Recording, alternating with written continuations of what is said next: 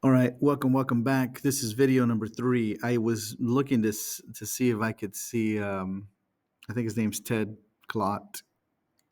I think that's his name, who does the solutions to a lot of the Brian Passwater work. And I was looking to see if he was like doing all this work to simplify to an answer, and the answer is yes. So I guess in this, because it was specifically, and again, read what it's asking for. They're specifically asking for any relative extrema. That means they're looking for the y values. That means we are going to have to find out what the function value is by plugging in the x value where we know it happens to figure out the y value that it actually achieves, right? And so I went ahead and did that in pre-recording here. I went ahead and plugged in the -2 into the function in order to get my y value, and here's my y value. Oh, I think I did something wrong. There you go. So here's my y value, -25 thirds. So that's what I'm going to write here, -25 thirds. So the relative minimum of f of x is -25 thirds, and it happens at x equals -2. And I know that's true because the derivative change signs from negative to positive. When we look at example number 3, we're going to do the same thing, but we are already lucked out because they found the derivative for us. So when we go to step 1, take the derivative. Well, they already did the derivative for us. So now the next thing is, can we find the critical values? So there are critical values. The critical values occur, let's zoom in a little bit here. The critical values occur at x equals 0, x equals -4, and x equals +5. How do I know that? Because there are 3 factors. And so I set each factor equal to 0, either literally on paper or in my head, right? What makes this equal to 0? Or if x was 0. What makes this equal to 0? Oh, if x equals -4. What makes this equal to 0? Oh, if x equals +5. Those are my 3 critical points. And so now knowing that, we can start our,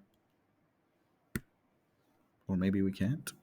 We can start our, what happened to my pen? Oh, there it is.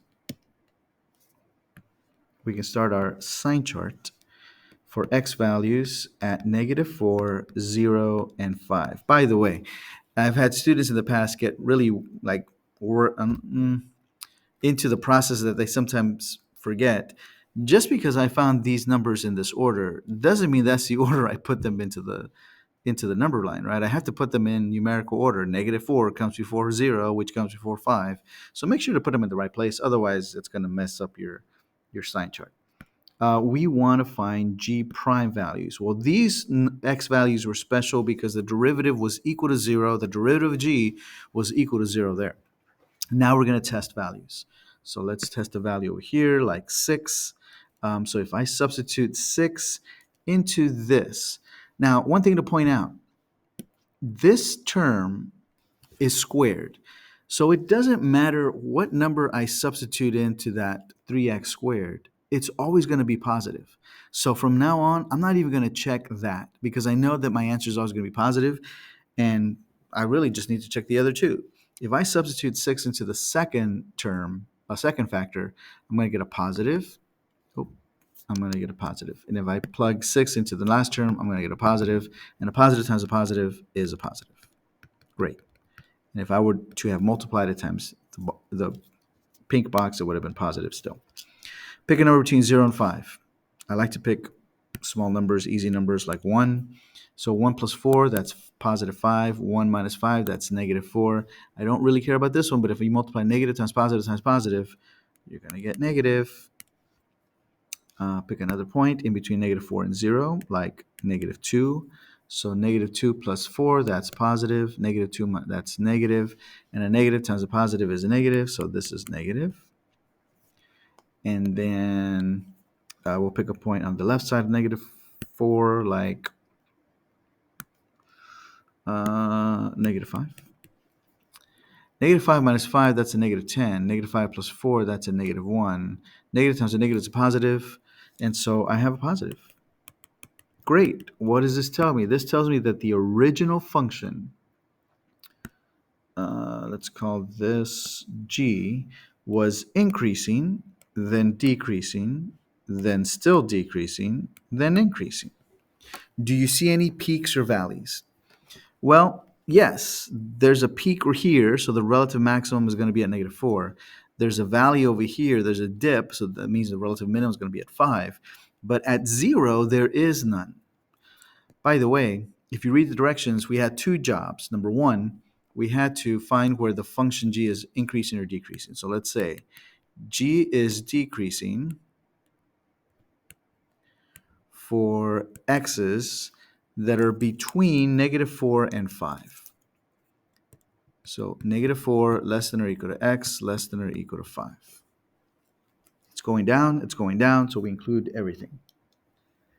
And g is increasing for x's that are less than -4, less than or equal to -4, I should say, or x's that are greater than or equal to 5. Right? Okay.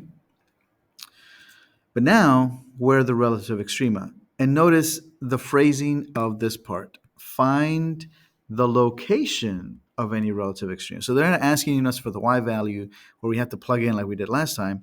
Now they just want to know where does it occur, what x value. So we're going to say g has a relative, let's spell out the whole word, relative maximum at x equals -4 because g prime changes from positive to negative. And g has a relative minimum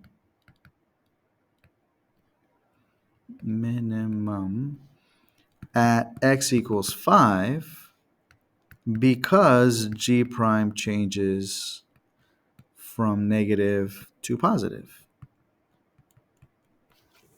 Right? If it's going from negative to positive, there's a dip, and therefore that's a relative minimum.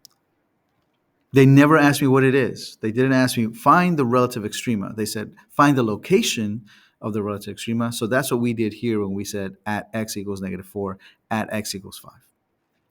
And that's it. That's example number 3.